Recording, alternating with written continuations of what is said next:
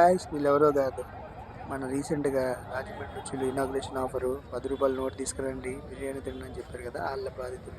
So వాళ్ళైతే నన్ను invite చేశారు, ఒకసారి వచ్చి టేస్ట్ చేసి వెళ్ళమని, వీడియో కవర్ చేయమని. సరే అని చెప్పి నేను పొద్దున్నే 4 గంటలకు లేచి ఓ 5 కిలోమీటర్స్ ట్రావెల్ చేసి ఇక్కడికైతే వచ్చాను. మాదాపూర్ లూనా డ్రైవింగ్ దగ్గర ఉండేది.